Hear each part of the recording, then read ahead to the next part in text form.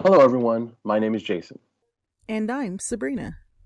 Today we are going to go over three grammar lessons: run-on sentences, fragments, and parallel structure. The first grammar lesson will cover run-on sentences. Run-on sentences occur when two complete sentences or independent clauses are connected without any punctuation or conjunction. Here's an example of a run-on sentence. I'm going to the library today. I want to research for my project by finding some articles and books. Notice the two independent clauses that are highlighted.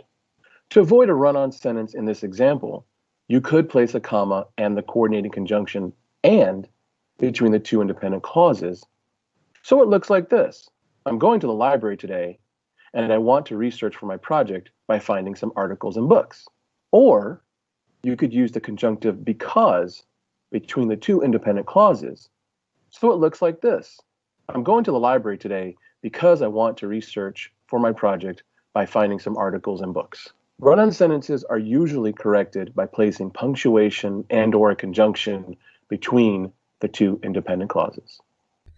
The second grammar lesson helps solve the problem of simple fragments. Fragments are not complete sentences because they may be missing a verb or may have a conjunctive or clausal phrase added. Examples 1 and 2 are each missing information. What is it that you want to tell us about the cat in the tree? The rest of the sentence appears to be missing. Example number 1 is in fact missing the verb. And example number 2 is missing the independent clause. Example 2, in its current state, is in fact a dependent clause. Here are some options for fixing these two fragments. For example 1, the correct sentence would read, "The cat in the tree sleeps there during the day."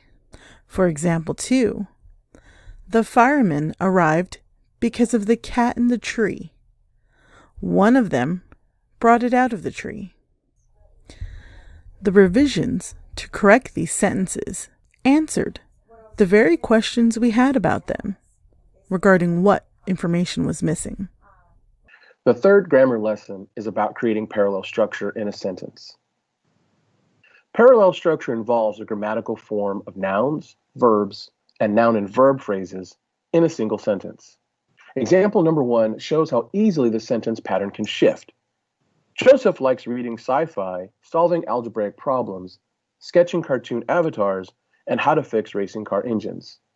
Notice how the first few verb phrases use the ing, but the last items in the list shifts to a different phrase pattern. The basic rule for parallel structure in a sentence is nouns and verbs should be in the same grammatical format, especially in a list or phrases joined by conjunctions. A corrected version of example number 1 could read like this. Joseph likes reading sci-fi, solving algebraic problems, sketching cartoon avatars, and fixing race car engines. I hope these three quick lessons about run-on sentences, fragments, and parallel structure help you when you are editing your paper. Understanding grammar and using it correctly can strengthen your voice and your confidence when you write. Plus, grammar really can be fun.